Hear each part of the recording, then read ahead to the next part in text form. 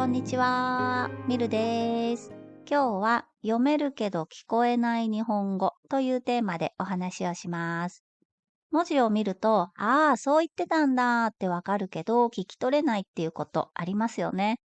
今日はなぜそうなるのか、そして練習方法についてお話をします。これね、よく聞きます。レッスンでたくさん話せるようになったし、先生の言ってることもほとんどわかるのに、実際に日本に行ってみたら、周りの人が何言っているのかあんまりわからなかった。こういうことね、よくあると思います。で、これにはね、理由があります。まずは、日本語を教えている先生たちっていうのは、いろいろとコントロールをしています。レベルに合った語彙を使いますし、文法を使います。そして文法的に正しい日本語を使うようにもしていますし、はっきり発音するようにもしています。なのでね、日本人が普通に話すね、日本語とは、スピードとかね、語彙とか文法の使い方とか、語順とかね、やっぱり違うと思うんですね。あとはね、私はレッスンでは、ですますを使って話します。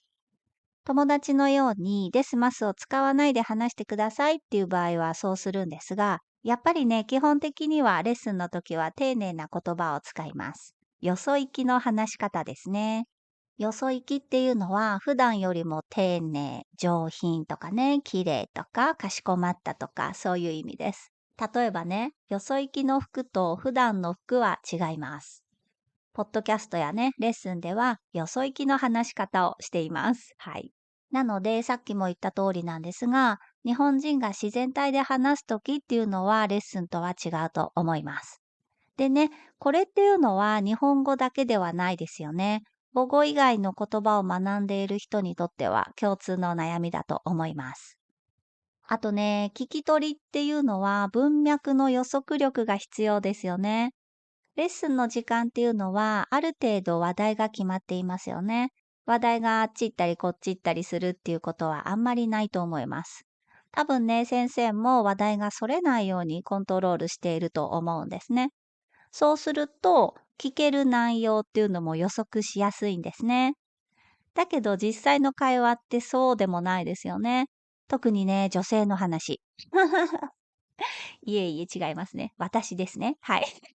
話の途中で、あ、そういえばさ、とか、あ、ねえねえねえ聞いて、とかね、あっちこっちに飛ぶことも多いと思うんですね。するとね、やっぱり難しいですよね。レッスンでの会話とリアルでの会話っていうのはね、だいぶ違うっていうことがわかると思います。じゃあね、どうすればいいのかというと、やっぱりね、いろんな人の日本語を聞くのがおすすめです。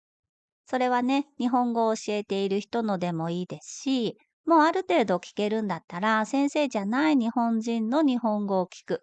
そこにね、字幕とかがあったら最高ですよね。スクリプトとかね。で、それをシャドーイングするんですよ。音のつながりとか母音の無声化に慣れていく。これがね、一番いいと思います。単語の発音だけ覚えてもね、会話ではちょっと難しいんですね。例えば、花、花。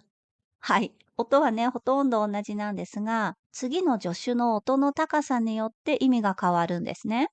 例えば、花が綺麗、花が綺麗。こんな感じです。花がね、下がりますよね。花が綺麗、花が咲いてる。このね、花がになるとね、フラワーの花です。だけどね、鼻が綺麗、鼻がかゆい、鼻がなんでしょう。わかんないですけど、がね、高いですよね。そうするとね、ノーズの鼻ですよ。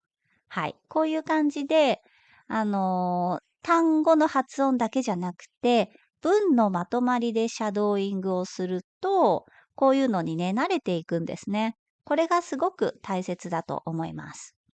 あと、さっきちょっと話した母音の無声化ですね。例えばね、例えばもそうですよ。はっきり言うと、例えば。でもね、実際の会話では私は、例えばって言うんですよ。綺麗に発音っていうポッドキャストでもお話ししたんですが、買い物をしていてね、これ一つくださいと言うとします。そうするとね、一つじゃなくて、一つです。ひのね、H の部分だけです。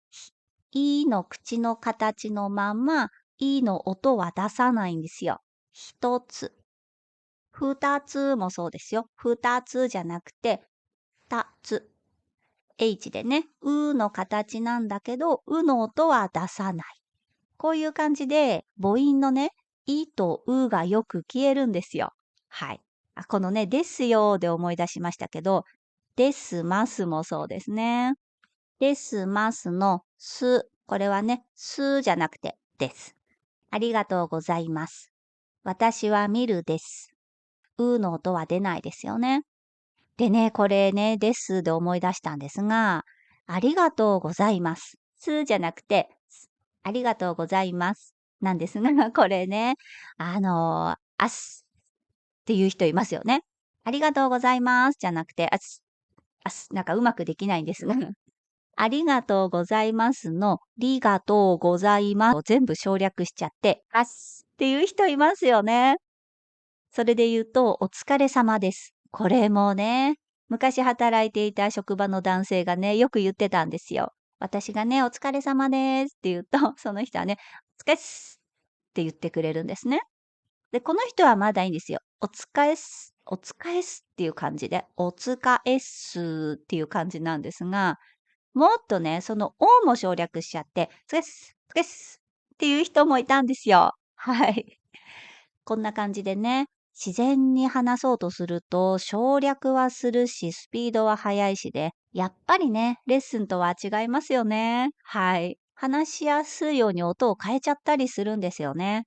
で、私のこのポッドキャストでは自然に近い感じで話しているんですが、それでもね、やっぱりコントロールしていますよ。もちろん家族とか気の置けない友達と話すときはこういう話し方ではないです。はい。ちょっとね、さっきも言いましたが、よそ行きの話し方です。